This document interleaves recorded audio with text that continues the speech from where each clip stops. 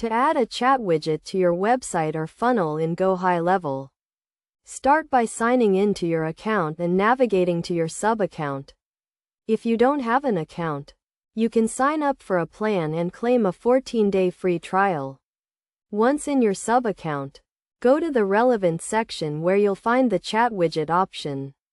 Here, you can get the code and customize the chat widget's appearance, including enabling the chat bubble, choosing the intro message, and selecting the image to display.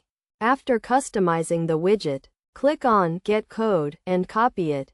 Next, close this section and go to your website where you want to add the chat widget.